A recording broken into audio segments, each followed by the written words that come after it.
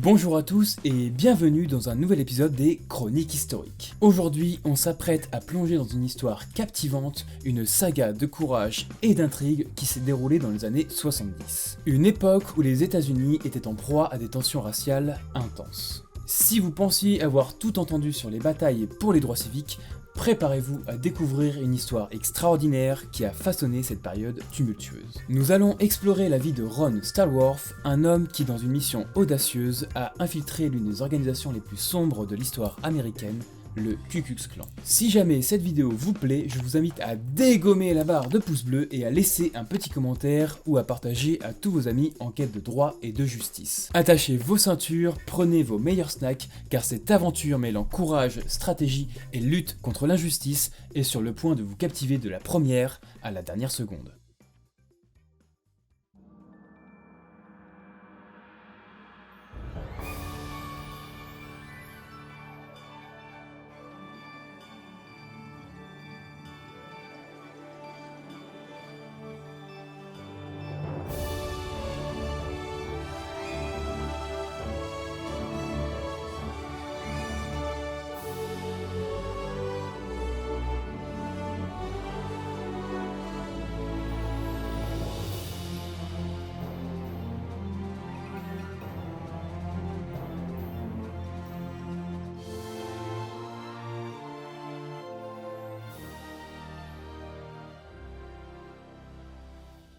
Pour comprendre pleinement l'histoire de Ron Stallworth, plongeons dans les origines du Ku Klux Klan et son évolution jusqu'aux années 70, une période où le racisme et la discrimination étaient encore des réalités omniprésentes aux États-Unis. Le Ku Klux Klan a été créé en 1865, peu de temps après la fin de la guerre civile américaine qui a abouti à l'abolition de l'esclavage. À cette époque, les anciens États esclavagistes du Sud faisaient face à des bouleversements sociaux et politiques majeurs. Le clan a émergé en tant qu'organisation secrète, initialement fondée par d'anciens confédérés avec pour objectif de rétablir la suprématie blanche et de contrôler les Afro-Américains nouvellement libérés. L'organisation a utilisé la terreur et la violence pour maintenir la domination blanche. Les membres du clan portaient des capuchons coniques et des robes blanches lors de leurs attaques nocturnes, symbolisant la supériorité blanche. Les cibles principales étaient évidemment les Afro-Américains, mais aussi les partisans des droits civiques, les républicains du Sud et d'autres groupes perçus comme menaçant la hiérarchie sociale établie. Le clan a connu plusieurs vagues d'activités au cours de son histoire, avec des pics d'influence dans les années 60, enfin 1860, 1920 et une résurgence dans les années 60 et 1970. C'est cette dernière période qui coïncide avec l'infiltration audacieuse de Ron Stallworth. C'est dans ce climat où le clan continue d'exister en tant que force perturbatrice, attisant les braises des tensions raciales, que Ron Stallworth s'est infiltré. Non mais imaginez un peu la paire que ce mec doit se trimballer, je sais même pas comment il fait pour marcher avec. Non parce qu'on parle quand même d'un mec qui s'est infiltré dans le Ku Klux Klan alors qu'il est racisé, je sais pas, moi je trouve ça fou comme histoire. Posez-vous 2 secondes, imaginez-vous à cette époque, essayez de ressentir la pression sociale qu'un homme de couleur pouvait vivre, et c'est dans ce cadre que Ron a entrepris de combattre le Ku Klux Klan. C'est fou. Je suis désolé, c'est fou. Bon, reprenons. L'histoire débute en octobre 1978, alors que Ron, inspecteur à la brigade de renseignement de la police de Colorado Springs et premier noir à occuper un tel poste, parcourt un journal local comme il en a l'habitude dans l'exercice de ses fonctions. Alors qu'il feuillette les pages, ses yeux tombent sur une annonce aussi intrigante qu'énigmatique. Le clan de Security recrute. Alors Security, c'est une ville du Colorado où se trouvent de nombreux soldats des 2 grosses bases militaires des environs, c'est-à-dire le Fort Carson et le NORAD. Imaginez-vous à la place de Ron, dans cette période où la lutte pour les droits civiques était loin d'être terminée, où la ségrégation était encore une triste réalité. Et bien c'est dans ce contexte infâme que Ron se retrouve face à un choix crucial, une invitation à plonger dans l'inconnu, à défier les limites de sa mission policière. Mais Ron, chaud comme il est, ne se débine pas, et il saisit cette opportunité de changer les choses. L'inconnu l'attend au bout de cette annonce, et c'est dans cet état d'anticipation et de courage qu'il prend son meilleur stylo. Il rédige en prétendant être un blanc qu'il souhaite des renseignements sur les modalités d'adhésion au clan et qu'il veut faire avancer la cause de la race blanche. Il précise également qu'il était temps de voir les N-word prendre le pouvoir partout et qu'il était temps que ça change. Tu remarqueras YouTube, j'ai pas dit le mot. Après ce courrier, il reçoit quelques semaines plus tard, le 1er novembre, un coup de fil qui allait déclencher une série d'événements qui marqueraient à jamais l'histoire. Ron réussit à infiltrer le clan par des conversations téléphoniques tendues. L'homme, au bout du fil, se prénomme Ken. Chaque appel est comme une danse avec le danger et pourtant, Ron doit maintenir sa couverture tout en découvrant les plans sinistres du groupe. Alors, vous allez me dire, comment a-t-il réussi à infiltrer le clan alors qu'il est racisé ? Et vous avez tout à fait raison de poser cette question, et c'est une question à laquelle je vais répondre tout de suite. Il fait appel à un de ses anciens amis blancs et qui plus est enquêteur chez les stupes, Chuck. Chuck sera équipé d'un micro et Ron écoutera toutes les conversations. Il devient alors le visage et Ron la voix. Chuck devait connaître le contenu des appels de Ron dans les moindres détails afin que le subterfuge ne soit pas démasqué. Il devait croire que Chuck et Ron ne faisaient qu'une seule et même personne. Suite à ces appels, un rendez-vous est fixé. Le 9 novembre, Ken et Ron allaient enfin se rencontrer sur leur parking du diner Quick Inn. Chuck irait donc au Quick Inn, tandis que Jimmy, un autre enquêteur des stupes, et Ron écouteront et enregistreront la conversation depuis un véhicule garé en face. 10 minutes après être arrivé, un homme arrive et est décrit par Ron comme un étrange hippie avec une moustache à la Fu Manchu. Alors, Fu Manchu, c'est lui. Ce qui veut dire qu'on a affaire à un individu comme ça. Je vous laisse avec cette image qui risque de hanter vos nuits pendant longtemps. Moi-même, j'en fais encore des cauchemars. Cet homme se présente comme étant Butch, celui qui va permettre à Ron de Ken. À Ron de voir Ken. Fallait que je la fasse, pardon. Ils partent donc en direction du Corner Pocket Lounge, le bureau officieux de recrutement de Ken. Chuck rencontre donc Ken dans cet endroit miteux où on sert sûrement de la météore comme bière. Ouais, j'ai un petit problème avec la météore, ouais. Et celui-ci explique à Chuck les raisons de son racisme. Viol de sa femme par des gens de couleur, meurtre de la femme du clan par une femme noire. Bon, vous vous en doutez, tous ces dires sont bien évidemment un tissu de mensonges. Aucun de ces propos ne se trouvait dans les rapports de police, ce qui semble peu vraisemblable. Après cet échange avec Ken, Butch dépose Chuck sur le parking du diner Quick Inn. Maintenant en possession d'un bulletin d'adhésion, Ron s'empresse de le remplir et de l'envoyer à Metairie, en Louisiane, le quartier général des chevaliers de David Duke. Ah, David Duke. L'homme dont les médias et les politiques faisaient leur chou gras et qui bientôt allait considérer Ron comme un ami. À son titre de grand sorcier du Ku Klux Klan, David Duke pouvait alors ajouter celui de grand sorcier des relations publiques. Car il vendait brillamment son produit à l'appel, son nouveau clan. Il était partout, dans les talk shows télévisés du matin comme du soir, dans des magazines de l'envergure du Times et de Newsweek qui consacraient des articles à la soi-disant transformation du clan. Mais aussi, et ça, c'est peu de le dire, dans les magazines de porno tels que Playboy et Oui. Bon, en clair, c'est un homme très dangereux.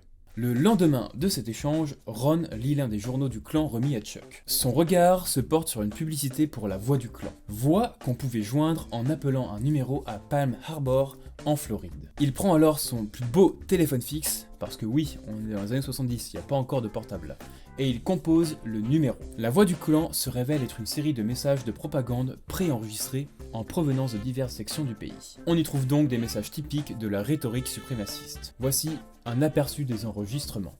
Peuple blanc, réveille-toi. Les Noirs veulent ta femme et ton boulot. Les Juifs veulent ton argent.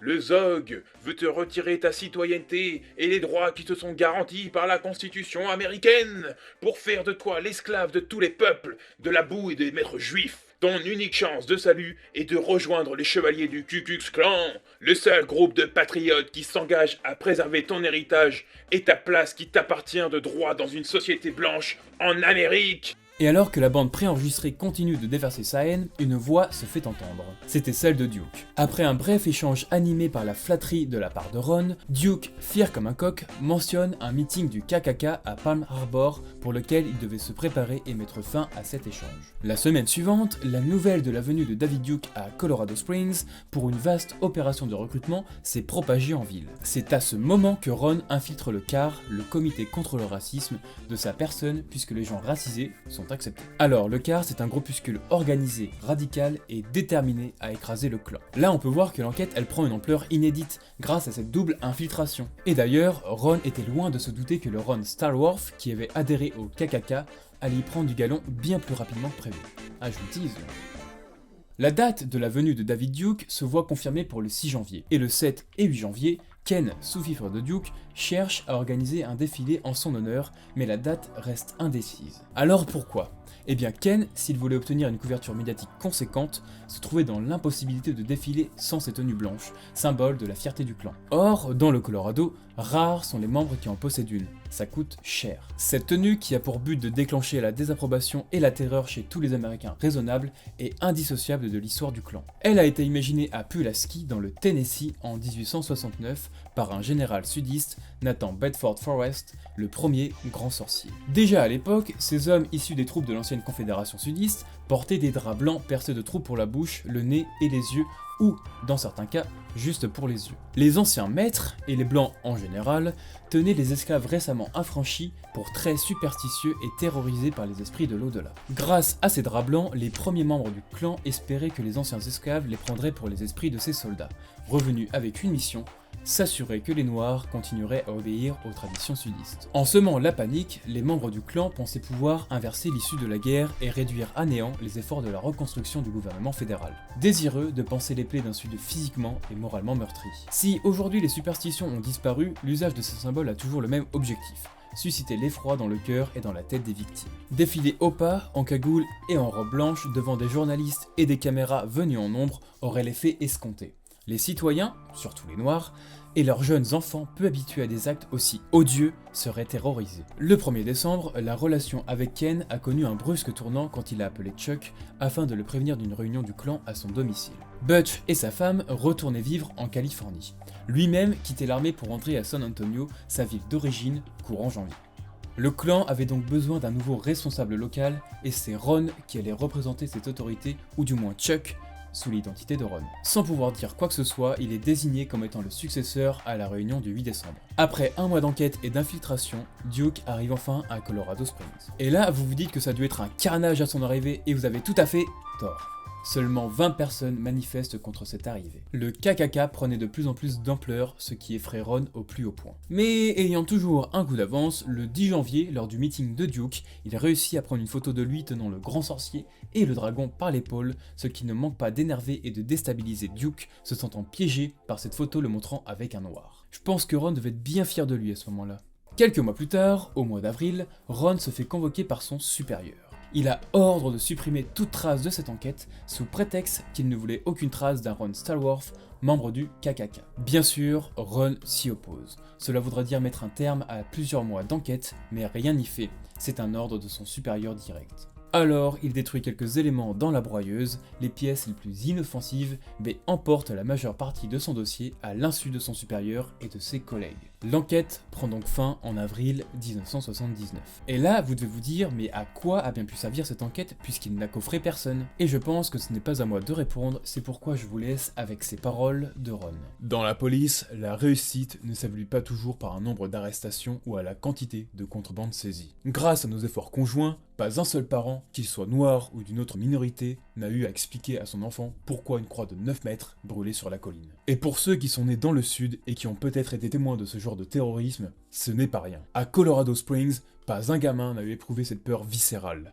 Un tel souvenir ne s'est pas imprimé dans leur conscience pour la consumer, comme il a pu dévaster celle de leurs parents. Le succès se mesure parfois non pas à ce qui passe, mais à ce qu'on a évité.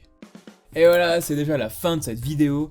Et puisque l'attaque des Titans s'est terminée il y a quelques semaines, je vais faire un parallèle entre cet anime grandiose et cette histoire fascinante. Ouais, c'est juste pour le kiff là. De la même manière dont Eren et ses compagnons explorent un monde enveloppé de mystères derrière les murs titanesques, Ron Stallworth s'aventure dans un territoire obscur et mystérieux en infiltrant le Ku Klux Klan. Les titans du mur symbolisent l'inconnu, une menace dévorante qui nécessite du courage et de la détermination pour être confrontée. De manière similaire, la menace du clan dans l'histoire de Ron est tout aussi dévorante, une force qui doit être affrontée de front malgré le danger omniprésent. Tout comme Eren et son équipe explorent les mystères des titans pour comprendre et protéger leur monde, Ron Stallworth plonge dans l'inconnu pour dévoiler les plans sinistres d'une organisation raciste. Les deux histoires partagent un élément crucial, le protagoniste se retrouve face à un ennemi apparemment insurmontable et leur capacité à naviguer dans cet inconnu, à défier les attentes et à prendre des risques rend ces héros inoubliables. Et tout comme Mikasa face à Eren, Ron a décidé d'embrasser son destin. Si vous avez aimé cette vidéo, assurez-vous de laisser votre plus beau pouce bleu,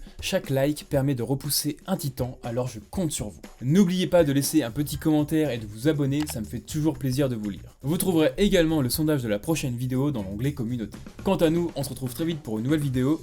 Ciao les petits loups!